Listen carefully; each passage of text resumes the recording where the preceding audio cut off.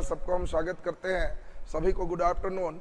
और चलिए बहुत बढ़िया, इसमें आप सभी के विचार भी तमाम लोगों का देख रहे हैं,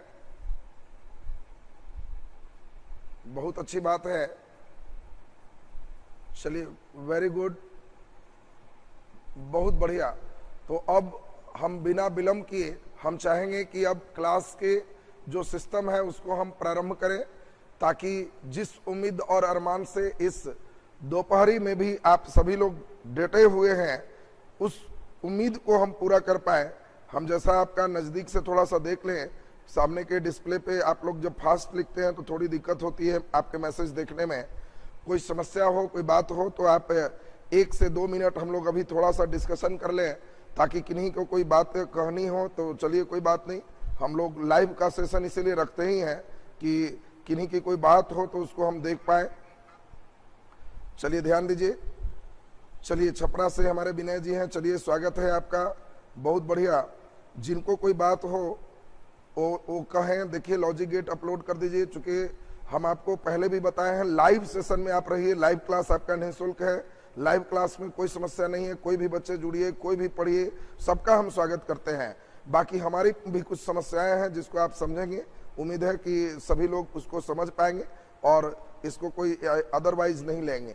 चलिए जयप्रकाश नारायण जी गया से हैं, आपका भी स्वागत है। विभिन्न जगहों से सब लोग हैं, सबका हम स्वागत करते हैं। जीतू जी साइंस का क्लास मंडे से हम रखेंगे, 4-5 क्लास उसमें और लेंगे, उसके बाद न्यूमेरिकल का सिस्टम अभी कंप्लीट हो जाएगा। फिर ग्रुप डी का जब एग्जाम नोटिफिकेशन हो जाएगा, फिर हम 4-5 दिन एक समराइज्ड फार्मूला एक जगह कर देंगे। तो जो लोग ग्रुप डी देने जा रहे हो, न्यूमेरिकल उनके लिए ज्यादा इंपॉर्टेंट है, बीपीएससी और दरोगा के लिए बहुत न्यूमेरिकल नहीं चाहिए। तो इसीलिए जो लोग उसमें जाएंगे हम पूरा प्रयास करेंगे कि उन लोग को फिर से एक बार पूरे फार्मूला के साथ आपका यूट्यूब पर पूरा फार्मूला याद करवा देंगे, महत्वपूर्ण चीजों को एक बार फिर चल देंगे। 3 से 4 दिन में आपका वो फिर से एक बार रिवीजन हो जाएगा, आप परेशान नहीं होइएगा। चलिए लॉकडाउन बढ़ गया है, बिल्कुल लॉकडाउन तो बढ़ेगा ही, लेकिन स्वरूप इसके बदलते जाएंगे। अब लॉकडाउन 1 से 2 इजी था, 2 से 3 इजी था, 3 से 4 इजी होगा। लेकिन अभी गैदरिंग और भीड़ जहाँ है, उम्मीद नहीं है कि 1 महीना कहीं भी कोई चीज चलेगा। स्कूल कोचिंग की बात ऑनलाइन ही रह जाएंगे अभी। चलिए तो अब इसमें ध्यान दीजिए, बहुत अच्छी बात है। नीरम जी देखिए टेलीग्राम पे जुड़ने कर रहे हैं, अच्छी बात है। सौरभ मंडल जी हैं, फिजिक्स का फाउंडेशन बैच कब से स्टार्ट करेंगे? फिजिक्स पूरा कंप्लीट है, आप समय बर्बाद फाउंडेशन के फिर में नहीं रहिए। हमारा कोई भी class foundation top to bottom, एकदम बॉटम टू टॉप होता है, इसलिए कोई भी क्लास आप जुड़ेंगे तो हम मान के नहीं चलते कि बहुत पढ़े लिखे लोग हैं, एकदम 0 लेवल से चलते हैं। और जब बेसिक होता है तब मान के चलते हैं कि मैं बहुत विद्वान लोगों को पढ़ा रहा हूँ, कोशिश करता हूँ फिर उसके लेवल को और अच्छा करने का। इसलिए आप फिजिक्स का केवल पढ़ना है तो फिजिक्स का वीडियो उम्मीद है परचेज कर लेंगे, वहां से आपका सब चीज सही हो जाएगा। आपसे कोचिंग कैसे पढ़ें? तो अभिषेक जी अभी तो आपका बिल्कुल हमारे साथ यूट्यूब पर फ्री बने रहिए, फिर लॉकडाउन की स्थिति को देखते हुए हम लोग फिर आगे की रणनीति लेंगे कि मैक्सिमम बच्चे हमसे कैसे जुड़ पाए, कैसे और आगे की रणनीति बना पाए। तो चलिए वजीरगंज से भी हैं, सबका स्वागत है। ध्यान दीजिए, इसमें ग्रेविटेशन का वीडियो अभिषेक जी आपका हट गया, घबराइए नहीं, बाकी वीडियो देखिए। ग्रेविटेशन फिर से एग्जाम नजदीक आएगा, फिर से डाल देंगे। एक चैप्टर के लिए क्यों परेशान है? हम आपको परेशान करने के उद्देश्य से थोड़े रखते हैं। आप हमारे साथ जुड़े हैं, आपको बहुत दिक्कत होगा तो एक दिन बोल दीजिएगा, फिर से पूरा ग्रेविटेशन पढ़ा देंगे। इसमें कोई बहुत ज्यादा समस्या नहीं है, एक आध वीडियो के लिए परेशान नहीं होइए। बाकी को देखिए, एग्जाम नजदीक आएगा फिर हमको कहिएगा कि सर उसको हम फिर से एक बार देखना चाह रहे हैं, कर दिया जाएगा। 3 लिमिट तो केवल है कि उसको कोई मिसयूज ना करे, आवश्यकता होगी फिर इस पर लिमिट हम लोग बढ़ा देंगे, कोई बहुत बड़ी बात नहीं है। चलिए अब इसमें फ्री लाइव क्लास कब तक है नीरज जी का पूछना है, तो अभी हम भी आगे की स्थिति देखेंगे। अभी तो अनुसार आज लास्ट फ्री क्लास होने वाला था, लेकिन चूंकि हमने लॉकडाउन अवधि तक कहा है, आगे की रणनीति देखते हैं, सोमवार को आपको फिर से बता पाएंगे। रंजन जी दिल्ली से हैं, पंकज जी रांची से हैं, सबका स्वागत है। देखिए नीतू जी नवतपुर से हैं, चलिए बहुत बढ़िया, सबका स्वागत है। तो सबको हम देख पा रहे हैं। एनटीपीसी का क्लास लिए थे, वीडियो चालू नहीं हो पा रहा है कि फिर अजीत जी आप लिए भी होंगे, तो उसका कोर्स ड्यूरेशन मैक्सिमम 6 मंथ तक था और उसके बाद 1 साल तक आप वीडियो देख पाए होंगे। 1 साल बाद ही 8-9 महीना बाद ही हटा होगा। अगर आपका 6 मंथ नहीं हुआ होगा तो आप भेजेंगे, फिर से जुड़ जाएगा। अगर 6 मंथ हो गया होगा तो ड्यूरेशन खत्म हो गया होगा, फिर से परचेज करना होगा आपको और ऑफर का इंतजार कीजिए, कुछ ऑफर मिलेगा आपको। चलिए तो इसमें अब सभी लोग हम देख लिए, सबका लगभग कोई बहुत ज्यादा इधर समस्या नहीं है। केमिस्ट्री का न्यूमेरिकल करेंगे, हम आपके साथ हैं, घबराए नहीं। चलिए, तो अब आप लोग को इजाजत हो तो एक एक अंगूठा दे दीजिए, क्लास आपका शुरू करें। चूंकि आज गंभीर क्लास है और बहुत लंबे दूरी तक तय करना है और आज के क्लास से आगे का दिशा रेखा तय होगा। तो चलिए, बहुत बढ़िया, आपकी इजाजत हो तो एक एक अंगूठा दे दीजिए और हम लोग आज का क्लास शुरू करें। विभिन्न जगहों से सब हैं, उतनी जगह का नाम लेना भी संभव नहीं है। आप सभी लोग हमारे दिल में बसते हैं। जगह आप भले ही जयपुर लिख दीजिए, छपरा लिख दीजिए, लेकिन मैं सबका एड्रेस अभी देख पा रहा हूं, हमारे दिल में सब लोग बसते हैं और सभी को अभी हम स्वागत करते हैं तहे दिल से। और इसके बाद हम लोग अब इसमें आगे चलेंगे। धीरेन्द्र जी, हमारे कॉलेज में बीएड होता है, एमएड नहीं होता, बीएड होता है। हमारे यहाँ आईटीआई होता है। आईटीआई के आपके 4 कॉलेजेस विद्या एजुकेशन ग्रुप में है, तो एकदम न्यूनतम शुल्क में आईटीआई आपके हो सकते हैं। बीएड में भी जो अनावश्यक फी कई जगह हिडन चार्ज होता है छिपा करके, मेरे यहाँ वो नहीं होगा। आपको ये सब जोड़ने में कुछ बेनिफिट होगा। डिटेल उन सभी के लिए आपको बीच बीच में कैसे जोड़ना है, क्या करना है, वो सूचना आपको दी जाएगी। चलिए, अभी मैं चाहता हूं कि सभी लोग एक बार, अब देखिए अंगूठा और इजाजत आप सभी का मिल गया है। अब हम क्लास को शुरू करने जा रहे हैं। चलिए, बहुत बढ़िया, आप सभी की इजाजत हो गए, देख लिया आप सबको। अब लाइव सेशन में अब इधर में टाइम बर्बाद ना करें और सीधे हम लोग वर्क को प्रारंभ करें। तो चलिए, क्लास को अब प्रारंभ करते हैं बिना किसी विलंब किए हुए। ध्यान दीजिए अब सब कोई।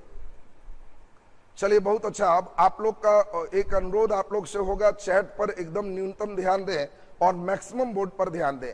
आज पहले से कुछ मानचित्र इसमें सेट नहीं कर पाए थोड़ा विलंब के कारण, तो आज पूरे मानचित्र पहले से रहने से क्लास का थोड़ा सा फास्ट ड्यूरेशन चलता है, थोड़ा स्लो होगा, लेकिन सीखिएगा बढ़िया से। चलिए, अब हम क्लास को शुरू कर रहे हैं। अगर किन्हीं के पास कोई प्रश्न है जिसका जवाब हम नहीं दे पाए, बहुत लगातार आपके चैट आ रहे थे, लास्ट सेशन में आप बने रहिएगा। अंतिम में जिनका प्रश्न है फिर हम कोशिश करेंगे आपके समस्या के निदान के लिए। तो चलिए, अब हम लोग हिमालय सिस्टम को सबसे पहले कंप्लीट करें और हिमालय कंप्लीट करने के बाद आज रफ में लगभग पर्वत हम चाहेंगे कि आपका बेसिक आज हो जाए और तब प्रायद्वीपीय पठार का आपका पूरा बेस हम कंप्लीट करेंगे। देखिए, इसमें जो भी सिस्टम अभी शुरू किए हैं, हम चाहेंगे कि एकदम ध्यान दीजिए क्या हम समझाना चाह रहे हैं, और उस चीज को ध्यान जब देंगे तो आप सभी को एकदम याद होते चला जाएगा। देखिए, इसमें पिछले क्लास में जो समझाए थे उस बात को अब हम लोग चलते हैं।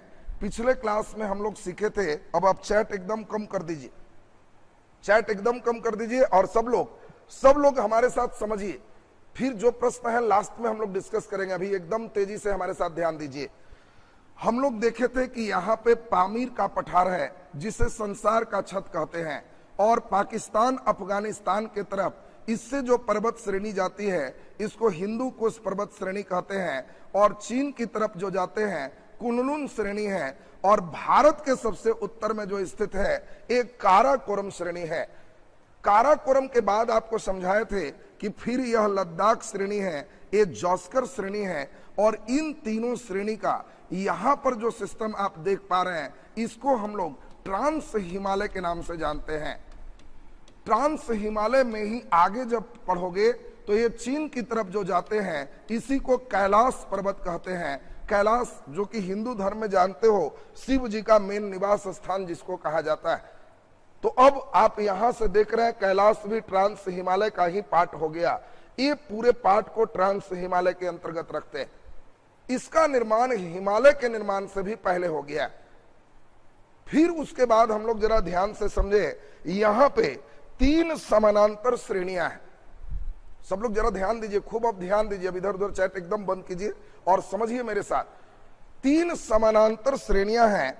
ये श्रेणी सबसे पहला जो शुरू होता है, आपको बताए थे कि यहां पर एक नाम है नंगा पर्वत, और नंगा पर्वत के बाद अरुणाचल प्रदेश में नाम है नमचा बरुआ, और नंगा पर्वत से लेके हम लोग देखे थे नंगा पर्वत से लेके नमचा बरुआ तक का जो क्षेत्र है इसी को हम लोग बृहद हिमालय के नाम से जानते थे, इसको हिमाद्री के नाम से भी जानते थे, और इसके बारे में डिटेल पिछले क्लास में सुन चुके थे। फिर इसके बाद हम लोग देखे थे पीर पंजाल श्रेणी, पीर पंजाल श्रेणी, फिर बाकी धौलाधर महाभारत श्रेणी तक हम लोग पूरे फेज देखे थे, और इसी को मध्य हिमालय या इसको लघु हिमालय या इसी को हिमाचल श्रेणी कहते हैं। और फिर हम लोग देखे थे इसके बाद पंजाब सेक्टर से लेके ये नेपाल में बिहार कोसी रिवर जो देख रहे हो, यहां से कुछ सिस्टम तक धीरे धीरे वो मध्य हिमालय में ही विलीन हो जाता है। इस सिस्टम को हम लोग बाह्य हिमालय के नाम से जानते हैं। ये पिछले क्लास में फिगर चल चुका था। अब हम आज के क्लास में चाहते हैं कि यहां पूरे का पूरे ध्यान दीजिए, सुनेंगे खूब बढ़िया से, एकदम ध्यान दो। और तब जो लड़के ध्यान दोगे फिर हम ही नोट्स बना के देंगे, टेलीग्राम पर देंगे, आप एक बार उसको देखोगे पूरे चीज दिमाग में एकदम आ जाएगा। और आज का क्लास सबसे बेहतर क्लास में से एक है, क्योंकि आज दक्षिण तक के सब पर्वत तक आपको बेसिक करेगा। उतना ठीक रहेगा तो अगले क्लास में पूरा पर्वत एकदम क्लियर हो जाएगा। तो चलिए अब जरा ध्यान दीजिए, सबसे इंपॉर्टेंट बात आपको समझाएं। ट्रांस हिमालय और बृहद हिमालय के जो बीच का भाग है, ये जो क्षेत्र देख रहे हो, इस क्षेत्र को हम लोग सच्चर जोन के नाम से जानते हैं। आपको बहुत इंपॉर्टेंट एक क्वेश्चन आएगा कि बता दो ट्रांस हिमालय को बृहद हिमालय से अलग कौन करता है। तो ट्रांस हिमालय को बृहद हिमालय से अलग करने वाला सच्चर जोन कहलाता है। तो उम्मीद है कि सच्चर जोन क्या है ये आप समझ गए होंगे। ये दोनों को अलग करने वाला जो भाग है उसको सच्चर जोन कहते हैं। नेक्स्ट हम लोग जरा ध्यान से समझे, बृहद हिमालय और मध्य हिमालय, इस बीच के भाग को हम लोग पिछले क्लास में ही चले थे कि इसको मेन सेंट्रल थ्रस्ट कहते हैं। ये मेन सेंट्रल थ्रस्ट के नाम से जाना जाता है।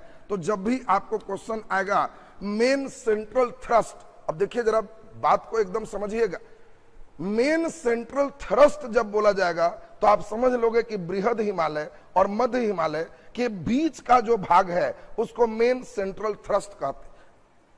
और फिर हम लोग जो देखें मध्य हिमालय और बाह्य हिमालय के बीच का जो भाग है इसको मेन बाउंड्री फॉल्ट के नाम से जानते हैं। ये तीन नाम आपको सीनियर विंग के जो एग्जाम दोगे उन लोगों के लिए इंपॉर्टेंट। देखो बहुत छोटे एग्जाम आप दोगे तो इसमें कोई बहुत ज्यादा समस्या नहीं होगी। बाह्य हिमालय पर ही आज का क्लास हमको चलना है। तो आज हम चाह रहे हैं कि एकदम जीरो लेवल से जो आप पढ़े थे धीरे धीरे सभी पार्ट को आपको जोड़ते चले जाए। तो सबसे पहले ध्यान दीजिए, पूरे क्लास में एकदम बने रहिएगा। पूरे क्लास में एक बार आप मन से हमारे साथ बने रहेंगे, लास्ट होते होते आप कहेंगे कि सर बहुत मजा आया, जिससे डरते थे वो सेक्शन एकदम सही होगी। और मैं गारंटी देता हूं जिस बच्चे का पर्वत सही है उस बच्चे का दर्रा एकदम सही होगा, नदी एकदम सही होगा, झील झरना एकदम सही होगा। ये सब इससे जुड़ा हुआ है, क्योंकि जब तक आप पर्वत नहीं जानोगे तब तक नदी समझ में नहीं आएगा, दर्रा समझ में नहीं आएगा, झील समझ में नहीं आएगा, सब इससे रिलेटेड। और इसीलिए शुरू में ही कई बच्चे का यहां पर कम ध्यान देना बाकी भूगोल को भारी करने के समान हो जाता है। इसीलिए हम चाहते हैं कि थोड़ा एनर्जी लगा करके एक बार समझ लीजिए, मामला खत्म। तो हमने आपको बताया ट्रांस हिमालय और बृहद हिमालय के बीच में सच्चर जोन, फिर हमने बताया बृहद हिमालय और मध्य हिमालय के बीच में मेन सेंट्रल थ्रस्ट, मध्य हिमालय और बाह्य हिमालय के बीच में मेन बाउंड्री फॉल्ट। अब याद कैसे रखोगे? तो जैसे ही क्वेश्चन में रहेगा बाउंड्री फॉल्ट तो मुस्कुराना कि सर एकदम समझ गए, बाउंड्री का मतलब लास्ट में होता है, ये बाउंड्री लास्ट में हो गया। जब तुमको कहेंगे सेंट्रल थ्रस्ट, मुस्कुराना कि सेंट्रल का मतलब बीच में होता है, ये बीच में है। और सच्चर जोन कहना सच में सबसे ऊपर है, सच हमेशा ऊपर होता है, और सच्चर जोन बोलेंगे तो सबसे ऊपर होगा। मन में एकदम बैठ गया होगा, परीक्षा में जैसे ही आएगा आपका मेन बाउंड्री फॉल्ट, कहना कि बाउंड्री रहेगा सर तो सबसे नीचे मध्य हिमालय बाह्य हिमालय। फिर हम कहेंगे मेन सेंट्रल थ्रस्ट, कहना सिर्फ सेंट्रल माने बीच में, और बीच का मतलब हो गया बाह्य हिमालय, बृहद हिमालय और मध्य हिमालय। और जब कहेंगे सच्चर जोन, कहना कि वाह समझ गए सर, सच्चर माने सच में, और सच हमेशा ऊपर होता है, इसीलिए सबसे ऊपर ट्रांस हिमालय और बृहद हिमालय को सच्चर जोन अलग करता है। एक बार जल्दी से स्क्रीनशॉट इसका ले लीजिए और तब हम इस सिस्टम को फिर आगे बढ़ाते हैं। फटाफट बीच में आप लेते रहेंगे स्क्रीनशॉट, उससे आपका मानचित्र का बेस होते चला जाएगा। चलिए तो हम लोग फिर से शुरू कर रहे हैं, अब आगे का क्लास हम लोग फिर से शुरू करें। जरा बढ़िया से हम लोग जरा ध्यान दीजिए, बीच में एकदम ध्यान दीजिए पिंटू जी, लास्ट वार्निंग है, नहीं तो हमारे ग्रुप में एक बार जैसे ही रिमूव कर दिया जाएगा, टेक्निकल टीम हमारे हमेशा देखते रहते हैं आपके पूरे सिस्टम को, एक बार आप रिमूव होते हैं, हाइड होते हैं, फिर चाह करके भी यहां पर कोई कमेंट आप नहीं कर पाते हो, फिर आपको भी खराब लगेगा।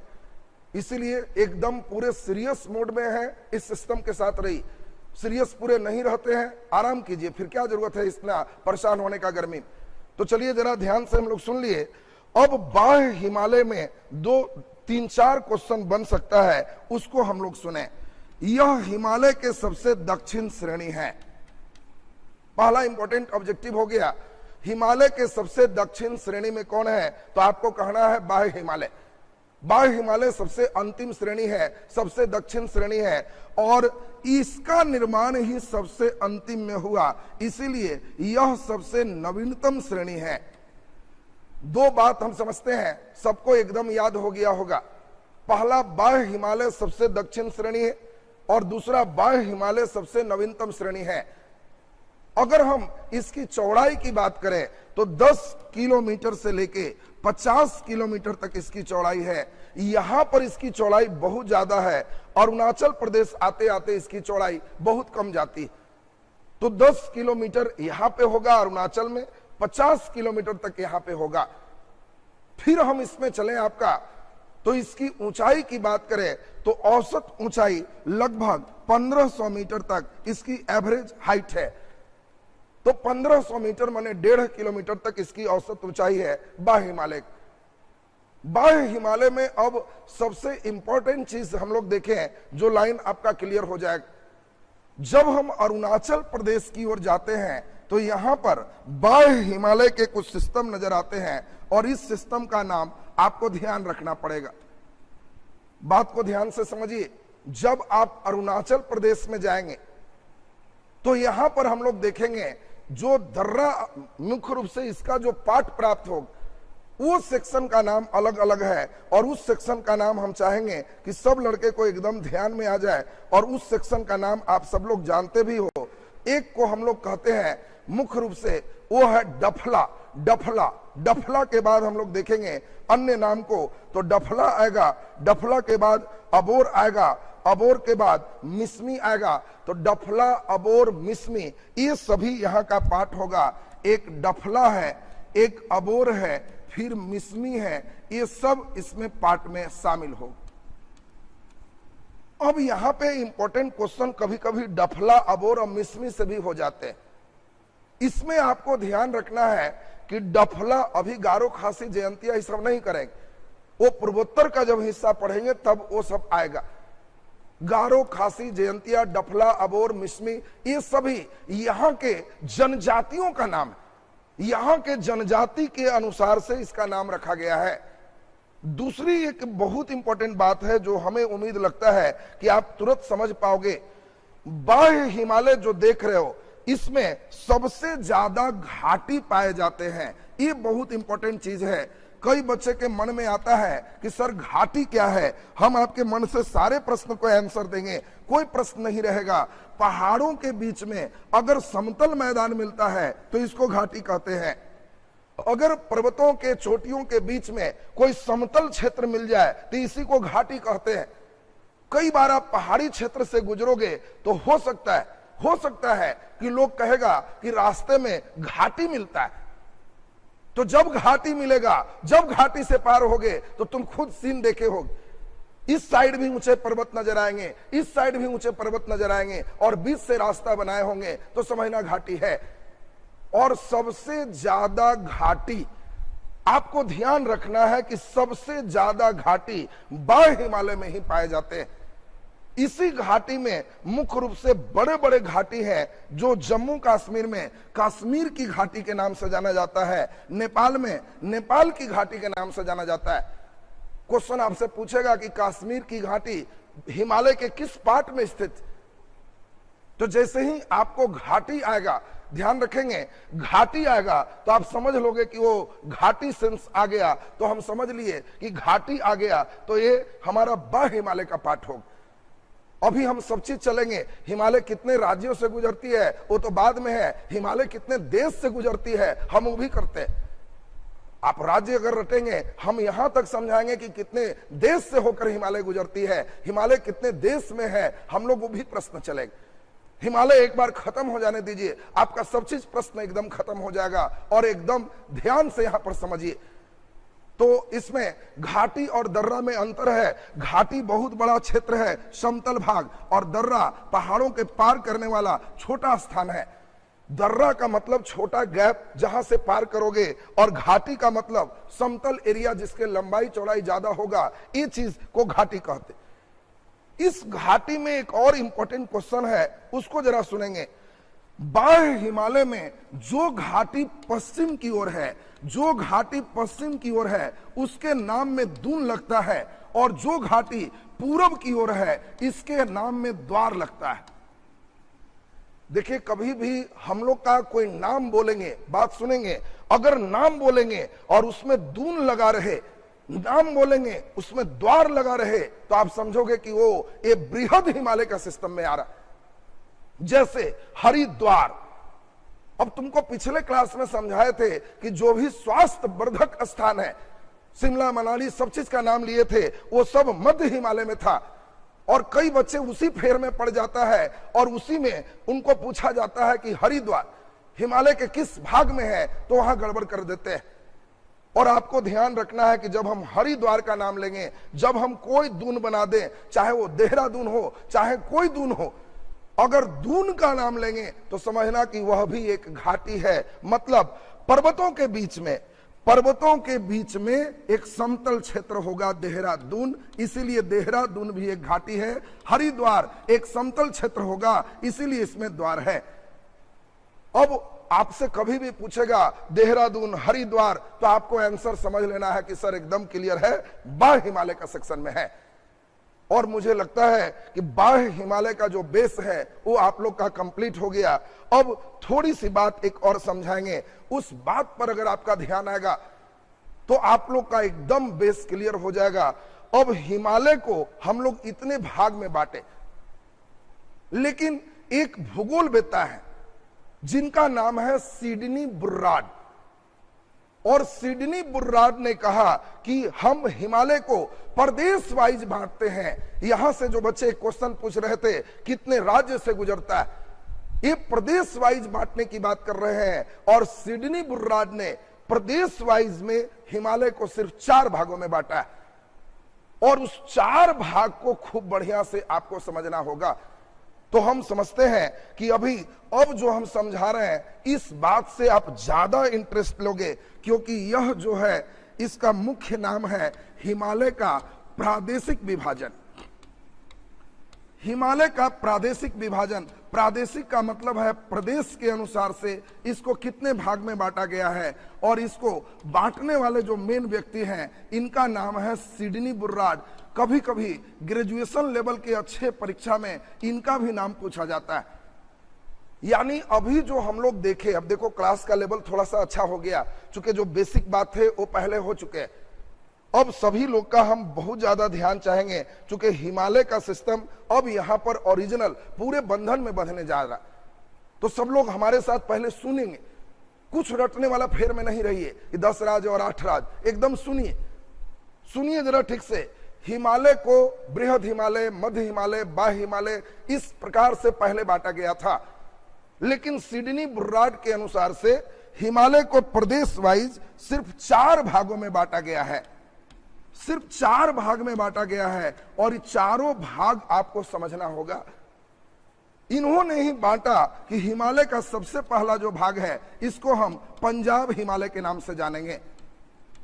अब देखिए, एक भाग हो गया जिसको हम पंजाब हिमालय कहते हैं, दूसरा भाग है इसको कुमायूं हिमालय के नाम से जानते हैं, यह कुमायूं हिमालय है। तीसरा जो पार्ट है इसको नेपाल हिमालय के नाम से जानते हैं, और चौथा जो पार्ट है इसके चौथे पार्ट को हम असम हिमालय के नाम से जानते हैं। अब यहाँ पे कई बार क्वेश्चन इतने अच्छे आते हैं कि जिन बच्चों का यहाँ का बेस ठीक नहीं है तो अच्छे लेवल का क्वेश्चन का आंसर नहीं दे पाते, क्योंकि आपको जानते हो क्या पूछेगा, बद्रीनाथ केदारनाथ निम्नलिखित में किस हिमालय में स्थित। अब वहां पे जो बच्चे हैं बद्रीनाथ केदारनाथ कहां हिमालय में है, चारों चॉइस देगा, पंजाब हिमालय, कुमाऊं हिमालय, नेपाल हिमालय, असम हिमालय। कई बार आपको क्वेश्चन ये भी दे देगा, इसमें नाम अलग कर देगा, गंगा और यमुना का उद्गम, गंगा और यमुना का उद्गम निम्नलिखित में हिमालय के किस भाग से होता है। अब कई बार बच्चे को हमने देखा है कि वहां परेशान ये होते हैं कि सर जब आप पढ़ा रहे थे तो हिमालय में आपने केवल बृहद हिमालय, मध्य हिमालय, बाह्य हिमालय पढ़ाया, ये सब कुमाऊं हिमालय, पंजाब हिमालय कहां से आ गए। तो हम चाहते हैं बस 1 मिनट का बेस है, 1 मिनट के बेस में आपका ये पूरा का पूरा क्लियर हो जाएगा। और थोड़ा सा ध्यान दीजिए तो देखिए कितना मजा आने वाला है। और अब जरा सुनेंगे, इस विभाजन को हमने आपको बताया करने वाले व्यक्ति का नाम सिडनी बुर्राड। तो सिडनी बुर्राड ने नदियों के आधार पर, ध्यान देंगे सब कोई, नदियों के आधार पर हिमालय को बांटा। आखिर एक आधार तो होना चाहिए कि हाँ यहां से यहां यह है, यहां से यहां यह है, तो उसने आधार सिडनी बुर्राड ने नदियों को लिया। एक बार ये भी क्वेश्चन आ चुका है कि हिमालय का प्रादेशिक विभाजन किसके आधार पर किया गया, ये भी क्वेश्चन। तो आपको आंसर देना है कि हिमालय का प्रादेशिक विभाजन नदियों के आधार पर किया गया। और किस प्रकार नदियों के आधार पर किया गया, हम अभी चाहते हैं कि आप लोगों को एकदम बेस क्लियर हो जाए और सबका हो भी जाएगा। और तब पश्चिम वाले हिमालय की ओर चलेंगे। धीरे धीरे आपका क्लास आज जो हमें चाहिए एक बेस प्रदान कर देना, आज हम कर देंगे। जो लड़के आज का क्लास बढ़िया से सीख जाएंगे, पर्वत से उनको डर पूरा हम खत्म कर देंगे। ध्यान दीजिए, अब जरा जो समझाना चाह रहे हैं इस पर सबका एक दृष्टि चाहिए। हम लोग देखे नंगा पर्वत से लेकर के और हम लोग देखे नमचा बरुआ तक, ये बृहद हिमालय का पार्ट है। बाकी इसी के ऊपर हम लोग पूरे चीज देख चुके थे। और इसी में आपको याद है काराकोरम, फिर देखे थे लद्दाख, फिर देखे थे जोस्कर। इसके बाद सभी को याद है यहाँ पीर पंजाल से शुरू हुआ था, ये मध्य हिमालय, बाह्य हिमालय, सभी पार्ट आप देख चुके थे। अब यहां पर देखो सिडनी बुर्राड का कहना क्या है। सिडनी बुर्राड ने कहा कि नदियों को हम इस प्रकार से बांटते हैं। यहां पर आप सभी को पिछले क्लास में समझाए थे कि जो लद्दाख और जोस्कर है, इसी के बीच से सिंधु नदी निकलती है।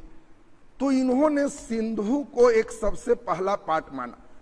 इन्होंने कहा कि ये ऊपर वाला काराकोरम हिमालय नहीं, सिंधु नदी के पार्ट से चलो तो इधर से हिमालय आएगा। और यहीं पर जब हम डिटेल समझाएंगे तो आपको बताएंगे कि यहां से एक नदी आती है जिसका नाम है सतलज।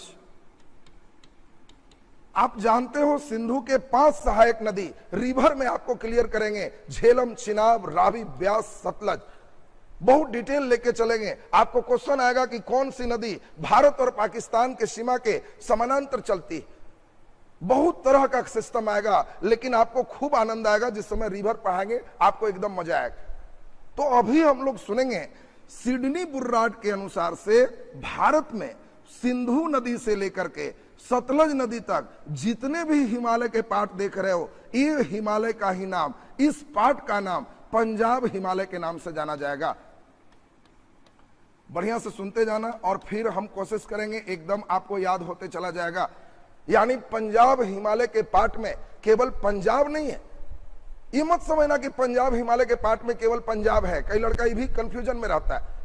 पंजाब हिमालय के पार्ट में आप देख रहे हो पंजाब का थोड़ा हिस्सा है बाह्य हिमालय के कारण, और बाकी जम्मू कश्मीर है, हिमाचल प्रदेश है, थोड़ा उत्तराखंड है। हिमाचल मेन सिस्टम समझ लीजिए। चुके हिमाचल के हम लोग पढ़ेंगे रोहतांग दर्रा, ये रोहतांग दर्रा से ही मुख्य रूप से सतलज इन करता है।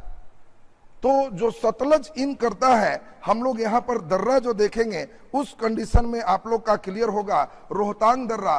तो ये हिमाचल प्रदेश का हिस्सा तक के पंजाब हिमालय। पंजाब हिमालय के बाद देखें यहाँ पे हिमाचल के बाद उत्तराखंड में एक नदी है, ये नदी का नाम है काली नदी। उत्तर प्रदेश तक के हिस्सा में मुख्य रूप से है, और काली रिवर यूपी में 2 है। एक मुख्य रूप से गंगा के कन्नौज में सहायक है, और एक काली रिवर जो उत्तराखंड में देख रहे हैं पाट को, एक काली रिवर तक का जो पाट है, इसी हिमालय का नाम हमने अभी बताया कुमायूं हिमालय है। यह कुमायूं हिमालय है, यानी सतलज टू काली रिवर, इसको हम कुमायूं हिमालय के नाम से जानते हैं। और फिर यहां पर जब चलेंगे तो सिक्किम में एक नदी है, इस नदी का नाम है तीस्ता। आपको ध्यान में सेट करना है, सिक्किम में जो नदी है उस नदी का नाम है तीस्ता रिवर। और काली नदी से लेके तीस्ता नदी तक का जो क्षेत्र देख रहे हो, इसी के हिमालय के पाट को हम लोग नेपाल हिमालय के नाम से जानते हैं। ये नेपाल हिमालय है। और तीस्ता के बाद यही नमचा बरुआ में हम सभी लोग जानते हैं ब्रह्मपुत्र की एंट्री है। जब हम ब्रह्मपुत्र नदी पढ़ाएंगे तो आप देखोगे इसी नमचा बरुआ पे ब्रह्मपुत्र नदी इन करती है। और इसीलिए अब हम लोग को ध्यान रखना है, तीस्ता से लेके ब्रह्मपुत्र तक का जो पार्ट है, ये सिस्टम जो हम लोग देख रहे हैं, इसी हिमालय का नाम असम हिमालय है। यानी अब हम लोग हिमालय का प्रादेशिक विभाजन के अनुसार से समझ गए कि सिडनी बुर्राड के अनुसार से हिमालय को सिर्फ 4 प्रदेशों में डिवाइड किया गया है, और चारों प्रदेश को हम लोग फिर से एक बार चलेंगे। ध्यान दीजिए, अब एक बार सभी लोग खूब बढ़िया से इसको सुनोगे, अभी स्क्रीनशॉट की जरूरत नहीं है, एक बार और चलेंगे तब क्लियर हो। अब यहां से आपको बहुत सारे प्रश्न आएंगे। अब इसमें क्वेश्चन आएगा कि निम्नलिखित में सबसे लंबा कौन, अब सबसे लंबा कौन में होगा? पंजाब हिमालय, कुमाऊं हिमालय, नेपाल हिमालय, असम हिमालय, बोलो सबसे लंबा कौन? बहुत अच्छा प्रश्न है। फिर दूसरा क्वेश्चन आएगा, अभी हम सब चीज लंबाई वगैरह सब लिखेंगे। बहुत बढ़िया, देखिए कई लोग का कमेंट्स आ रहा है, नेपाल हिमालय सबसे लंबा है, बिल्कुल सही आंसर है। फिर पूछा जाएगा कि इन चारों में सबसे ऊंचा कौन? फिर आपको पूछा जाएगा कि बताओ बद्रीनाथ, केदारनाथ किस में स्थित है? तो कुमाऊं आंसर होगा। गंगा यमुना इन दोनों का उद्गम कहां से होगा? तो आप आंसर फिर कुमाऊं हिमालय दोगे। यानी यहां से कई प्रश्न आपको मिलना शुरू हो जाएगा। क्वेश्चन कभी कभी रिवर्स देता है, रिवर्स में देगा कि बताओ असम हिमालय, असम हिमालय किस राज्य में नहीं है? असम हिमालय किस राज्य में नहीं है? अरुणाचल प्रदेश, असम, सिक्किम, और एक देगा मेघालय, चॉइस दे देगा। तो आपको ध्यान रखना है कि ये जो असम हिमालय है, ये मुख्य रूप से सिक्किम के पार्ट से ही शुरू होगा, क्योंकि तीस्ता के बाद ये मुख्य रूप से असम हिमालय ही कहा जाता है। तो यानी हम लोग देख लिए कि सिक्किम है, असम है, अरुणाचल प्रदेश है, ये सभी भाग को ही हम लोग असम हिमालय के नाम से जानते हैं। यानी पंजाब हिमालय जो देख रहे हो, पंजाब हिमालय में ट्रांस हिमालय का भी निचला सेक्शन शामिल है, निचला सेक्शन शामिल है, ऊपर का दोनों शामिल नहीं है। ये हम लोग देखे थे काराकोरम, लद्दाख, जोस्कर, जोस्कर पंजाब हिमालय का ही पार्ट हो जाता है सिडनी बुर्राट के अनुसार। तो अब एक बार इसको हम बंधन में बांध रहे हैं। 2 मिनट जो बच्चे एकदम ध्यान से देखोगे, देखो कितना मजा आएगा, और लगेगा कि इससे कोई क्वेश्चन रहेगा तो हम खूब बढ़िया से कर पाएंगे। अभी स्क्रीनशॉट लेने की जरूरत नहीं है, हम इसको और बेहतर कर दें तब स्क्रीनशॉट लेने लायक आपका बन जाएगा। देखिए हम फिर से इस चीज को बना रहे हैं, अगले बार दूसरी बार में सभी बच्चे को एकदम क्लियर होते चला जाता है। पहला राउंड थोड़ा सा याद करने वाला होता है, और दूसरा राउंड से सभी लोग एकदम खूब मजे में इसको बनाना शुरू कर देते हैं। ध्यान दीजिए जरा बढ़िया से, देखिए अब इसमें हमने जो बताया उस चीज को फिर से चलते हैं। यहां पे हम लोग देखे मुख्य रूप से ये जो पार्ट देख रहे हैं, ये हमारा बृहद हिमालय का पार्ट है, फिर मध्य हिमालय का सेक्शन है, बाह्य हिमालय का सेक्शन है, काराकोरम है, लद्दाख है और जोस्कर है। यहाँ पे नदियों के अनुसार से डिवीजन है, और आपको हमने समझाया कि यहाँ से जो देख रहे हो, ये जो देख पा रहे हो, यही नदी यहाँ से ये सिंधु नदी है। और सिंधु नदी के बाद हमने बताया कि हिमाचल प्रदेश के हिस्सा में मुख्य रूप से जो नदी इन करती है, इसी नदी का नाम सतलज नदी है। तो यहां से आपको बताए कि ये जो पार्ट देख रहे हो, ये पूरा का पूरा इस हिमालय का ही नाम हम लोग देखे, इसी पार्ट को हम लोग पंजाब हिमालय के नाम से जानते हैं। ये पंजाब हिमालय के नाम से जानते हैं। फिर हमने आपको बताया कि यहां से जब चलोगे तो एक रिवर है, इस रिवर का नाम हमने बताया काली नदी है। एक काली नदी है, ये हमने अभी बताया सतलज रिवर है, और ये अभी बताया सिंधु नदी है। फिर यहां पर आपको बताया ये तीस्ता रिवर है, और यहां पे आपको बताया ये ब्रह्मपुत्र रिवर है। नदियों का नाम सभी को एकदम याद होना चाहिए, चूंकि मेन केस इसमें नदी के अनुसार से ही चलता है। अब इसमें अब ध्यान दीजिए क्या क्या इसमें सिस्टम है उसको समझेंगे। सतलज और काली, ये जो देख रहे हो इस पार्ट का ही जो सेक्शन का नाम बताए, इसी सेक्शन का नाम हमने बताया एक कुमाऊं हिमालय। फिर हम लोग देखें काली से तीस्ता, इस पार्ट का जो सेक्शन का नाम है नेपाल हिमालय है। और फिर जो हम लोग देख रहे हैं ये इस हिमालय को असम हिमालय कहते हैं। तो चलिए अब इससे जो क्वेश्चन आ सकते हैं उन सभी की बातें करें, चूंकि मुख्य रूप से प्रश्न कैसे आते हैं ये सबसे ज्यादा समझना है। तो इसमें हम लोग देखें पंजाब हिमालय से जो प्रश्न आएगा, इसकी लंबाई 560 किलोमीटर तक है। सुनते जाना, जिससे जो प्रश्न आएगा वो हम एक जगह लिख रहे हैं, इसका स्क्रीनशॉट ले लोगे तो ये पूरा सिस्टम कंप्लीट हो जाएगा। लेकिन पहले खूब समझो, अभी कुछ स्क्रीनशॉट के फेर में नहीं रहना, हम समय देंगे। तो आपको ध्यान रखना है पंजाब हिमालय की जो लंबाई है 560 किलोमीटर है। अगर हम कुमाऊं हिमालय की बात करेंगे तो इसकी लंबाई 320 किलोमीटर है, 320 किलोमीटर है। फिर जब हम नेपाल हिमालय की बात करेंगे तो यह सबसे लंबा है और इसकी लंबाई लगभग 800 किलोमीटर है, 800 किलोमीटर तक लंबा होगा। और फिर असम हिमालय की बात करेंगे तो ये भी लंबा है, इसकी लंबाई भी लगभग 750 किलोमीटर होगा। तो पहला सबसे इंपॉर्टेंट सिस्टम है, सबकी लंबाई सबको एकदम क्लियर होना चाहिए। फिर पंजाब हिमालय देखिए पूछ रहे हैं, नाम है बाबू, जैसे आपके गांव का नाम है, ये फलाना टोला है, ये फलाना टोला है, नाम रखा हुआ होगा। तुम्हारा गांव का नाम क्या है? तो फलाना। तो कई लोग पूछता है टोला पर एक जगह है। उसी तरह पंजाब हिमालय एक नाम है। कहां का हिमालय? सिंधु नदी से लेके सतलज नदी का जो हिमालय है उसी को हम लोग पंजाब हिमालय कहते हैं। तो अब हम लोग पहला नंबर जो देखे, ये चीज आपका क्लियर हो गया। इसमें जो मुख्य रूप से हमारा हेडिंग चल रहा था इसको पहले लिख दे। ये हम लोग देखें एक भूगोल वेत्ता सिडनी बुर्नार्ड है। ये सिडनी बुर्नार्ड ने इसको हिमालय को प्रादेशिक विभाजन किया। यही मेन सिस्टम चल रहा है, हिमालय को प्रदेश के अनुसार से जो विभाजित किए, ये चीज अभी हम लोग चल रहे हैं। और इसी में अब जरा जल्दी देख लें, पंजाब हिमालय में हमारा आता है जम्मू कश्मीर, पंजाब हिमालय में हमारा आता है मुख्य रूप से पंजाब हिमालय में हमारा मुख्य रूप से आता है हिमाचल, पंजाब हिमालय में हमारा ये हिस्सा सबसे ज्यादा मेन शामिल है। दूसरा, आजकल जम्मू कश्मीर के साथ साथ लद्दाख भी जोड़ सकते हो। कुमाऊं हिमालय का सेक्शन अगर हम चले तो कुमाऊं हिमालय में मुख्य रूप से जो पार्ट आप देख रहे हो, ये सतलज और काली के बीच में जो सेक्शन देख रहे हो, ये सबसे मेन पार्ट आते हैं उत्तराखंड, इसमें आते हैं हिमाचल प्रदेश। ये मेन चीज इसमें आ गए। कुमाऊं हिमालय में सबसे ज्यादा जो मेन क्वेश्चन पूछा जाता है उसको हम चल दें। इसमें सबसे मेन क्वेश्चन पूछा जाता है, इसी में केदारनाथ, इसी में बद्रीनाथ, ये सबसे मेन क्वेश्चन है।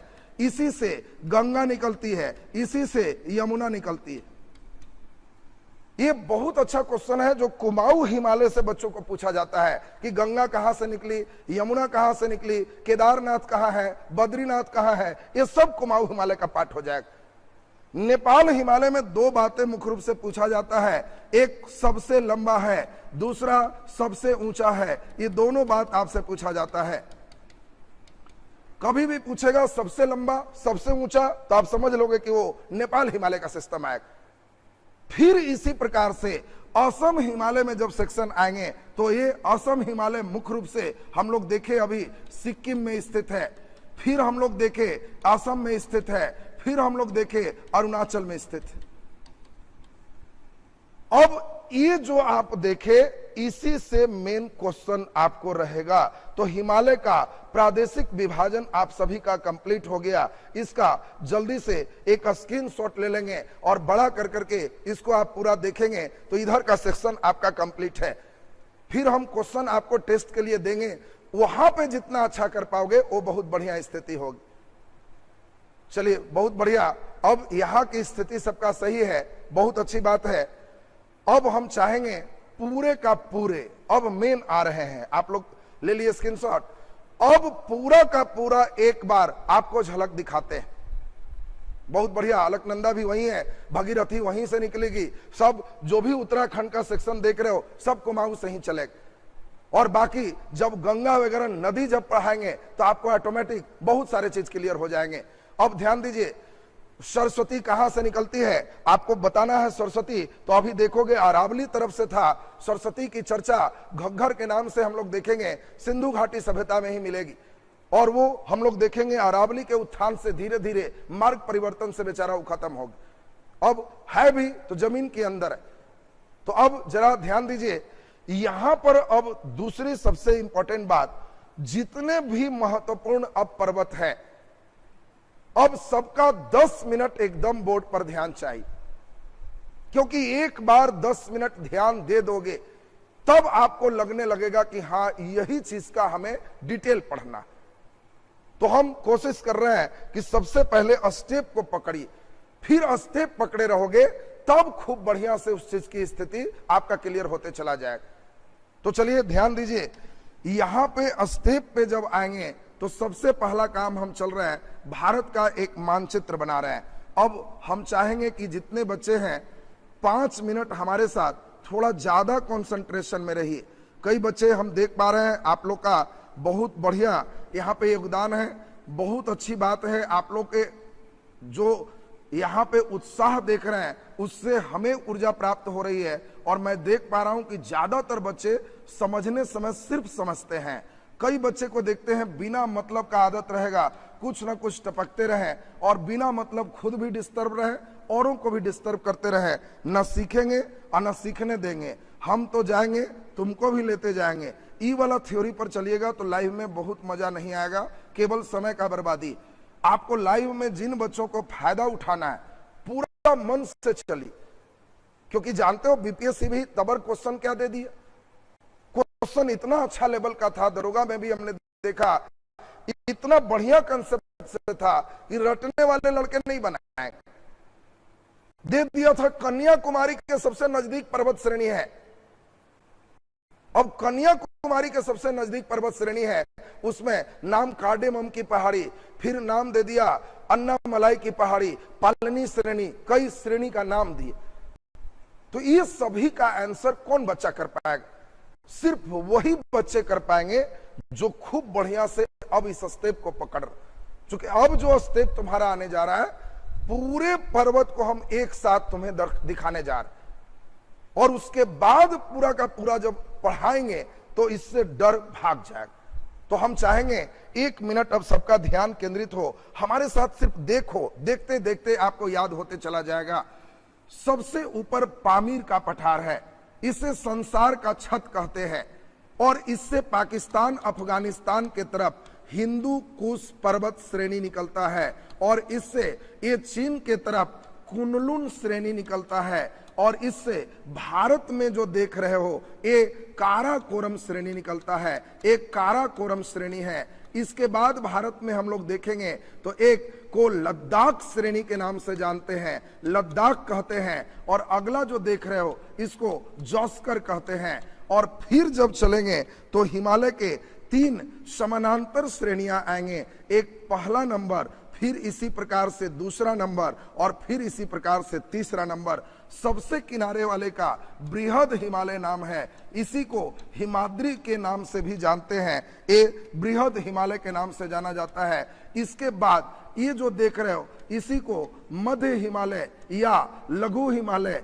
या इसी को हिमाचल श्रेणी के नाम से जानते हैं, और सबसे लास्ट बाह्य हिमालय, इसी को शिवालिक नाम से जानते हैं।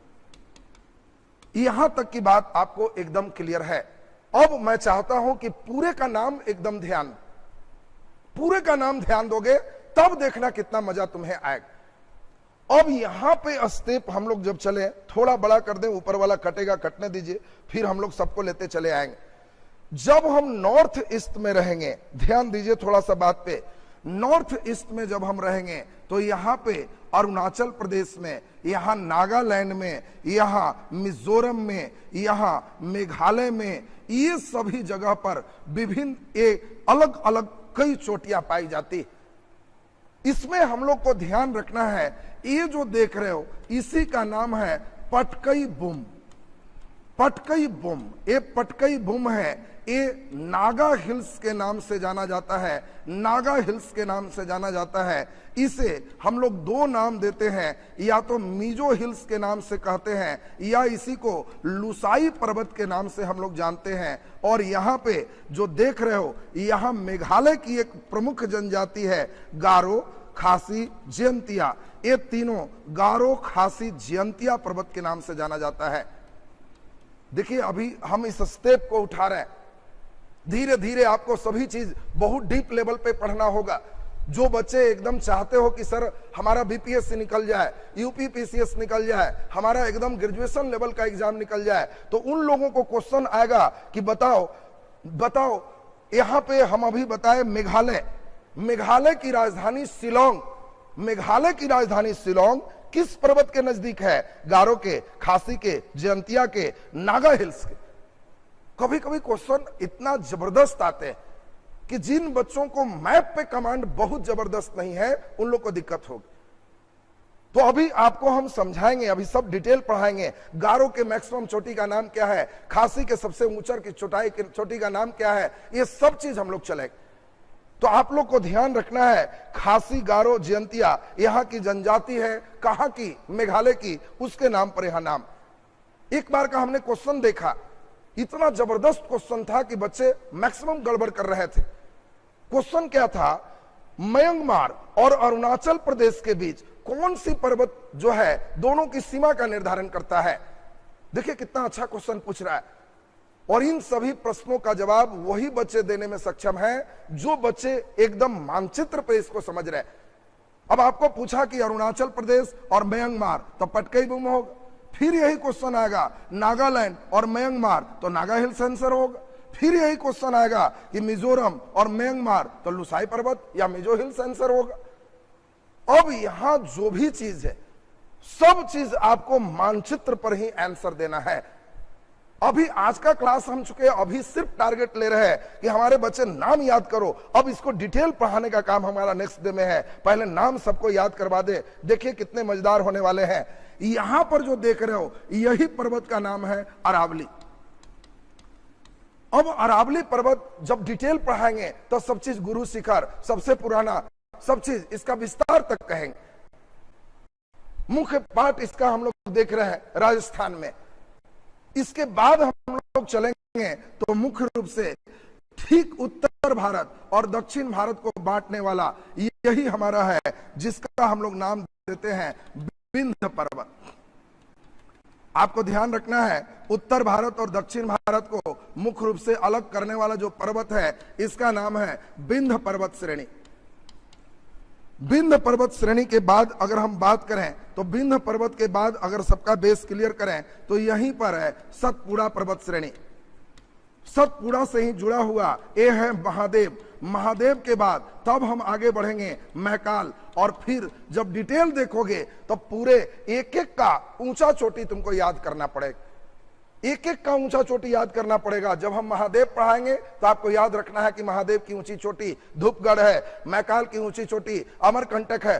टोटल याद करना पड़ेगा और तब यहां से नदी चलेगी। अब जो बच्चे मैकाल नहीं जानो, इसकी चोटी अमरकंटक नहीं जानोगे तो सोन नदी नहीं बहा सकते हो। तो इसीलिए पहले अभी इस चीज को हम लोग क्लियर किए। अब यहां से हम चाहते हैं सब बच्चे एकदम ध्यान दे दीजिए, ये प्रायद्वीपीय भारत का है और यहां से जो शुरू है इस साइड में नॉन स्टॉप है, लगातार है। जबकि इस साइड में हम उड़ीसा का पार्ट देखें, आंध्र प्रदेश का पार्ट देखें और तमिलनाडु का पार्ट देखें, ये तीन राज्य में मुख्य रूप से विस्तृत है। एक कटा छटा है जबकि यह लगातार है। कई बार आपको ये भी क्वेश्चन आते हैं कि निम्नलिखित में लगातार है, तो आपको ध्यान रखना है ये पश्चिम में है, इसी को पश्चिमी घाट पर्वत श्रेणी कहते हैं, और पश्चिमी घाट पर्वत श्रेणी का ही नाम सहयाद्री। देखो दोनों एक ही नाम है, पश्चिमी घाट कहेंगे तो इसका नाम सहयाद्री है, अगर हम बृहद हिमालय कहेंगे तो इसका नाम हिमाद्री है, और इस साइड जो देख रहे हो इसको पूर्वी घाट कहते हैं, और इसी का प्राचीन नाम महेंद्रगिरी है। ऐसे महेंद्रगिरी इसकी चोटी का भी नाम है, लेकिन अभी हम दोनों नाम आपको बता रहे हैं। पूर्वी घाट डिसकंटिन्यू है, पश्चिमी घाट कंटिन्यू है। आपके मन में आ रहा होगा कि सर ये डिसकंटिन्यू क्यों है, ये कंटिन्यू क्यों है? सब चलेंगे, सब चलेंगे, क्यों नहीं इसमें ब्रेक आया, इसमें क्यों ब्रेक आया?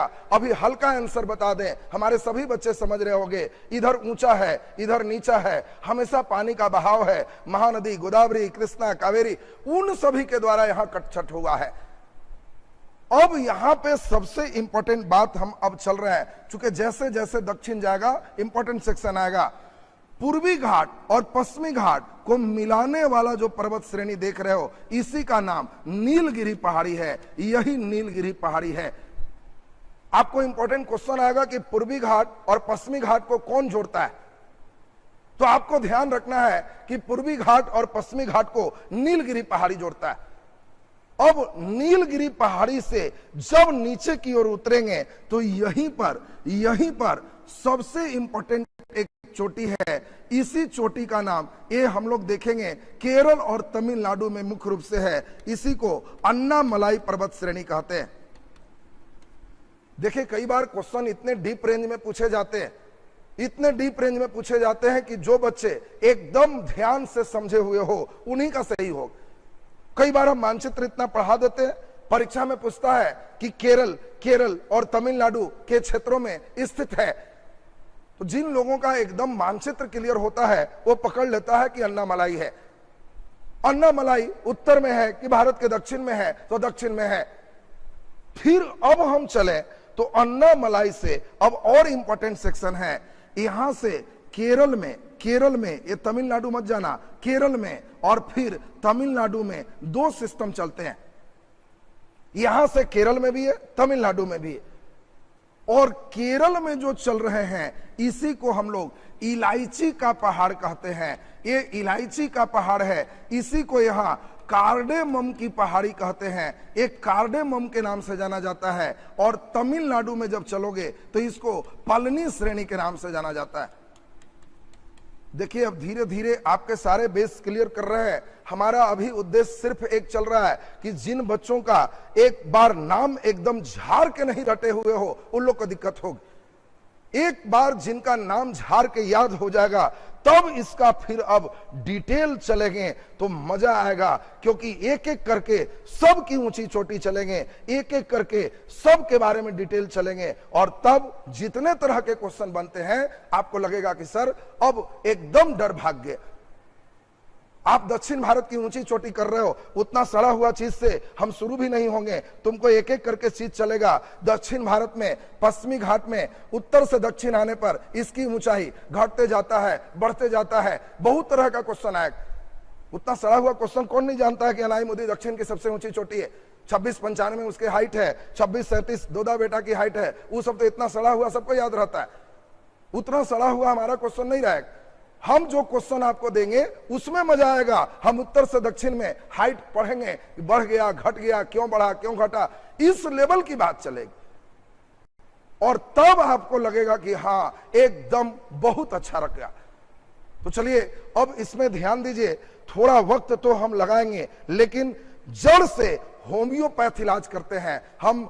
इंग्लिश डॉक्टर नहीं है, आयुर्वेदिक है, होम्योपैथिक है, नो साइड इफेक्ट, जड़ से रोग को समाप्त, जड़ से रोग को समाप्त। हम वैद्य हैं, वैद्य आला नहीं लगाते, हम नस धरते हैं, नवस से रोग पहचानते हैं और उसका जड़ से इलाज करते हैं। और हमें एकदम उम्मीद है कि आप लोग का जितना भूगोल का दुख है 8 से 10 दिन और लगेगा। कोई बच्चे नहीं कहोगे कि मुझे भूगोल से अब डर लगता है। भूगोल आपके सबसे फेवरेट विषय में शामिल होगा, ये मेरा उद्देश्य है, और इसके लिए हम पसीना गिरा रहे हैं, इसके लिए हम पसीना गिरा रहे हैं कि आप सभी का भूगोल से डर खत्म हो जाए। तो उम्मीद है आप लोग भी बहुत अच्छे ढंग से पढ़ रहे हो। इतने अच्छे पाठक बहुत कम मिलते हैं, क्योंकि मैं खुद देखता हूं बहुत न्यूनतम फालतू कमेंट्स यहाँ सबसे कम है, और बहुत अच्छे से आप लोग पढ़ रहे हैं। अगला क्लास सोमवार को होगा। सोमवार के क्लास में ये पूरे पर्वत का डिटेल होगा, और सोमवार को पर्वत का बाल का खाल निकाल दिया जाएगा। सोमवार को कहोगे कि अब सर एकदम डर खत्म हो गया। एक बार इसका स्क्रीनशॉट ले लीजिए, और नेक्स्ट क्लास सोमवार को अपने इसी टाइम से हम लोग इससे आगे चलेंगे। आज का क्लास यहीं तक। बहुत बहुत आभार और धन्यवाद जो आप लोग इतना प्यार देते हैं और इतना बढ़िया से आप क्लास करते हैं। जिन लोग को ये वीडियो अच्छा लगा वो लोग लाइक वाला बटन दबा लीजिए। अगर आप चैनल पे नए आए हैं तो सब्सक्राइब कर करके बेल आइकन दबाए रखिएगा, और एक एक अंगूठा देते हुए, एक एक पुष्प गुच्छ देते हुए आज के क्लास से हम लोग यहीं विदा लेते हैं। बहुत बहुत आभार और धन्यवाद सभी का।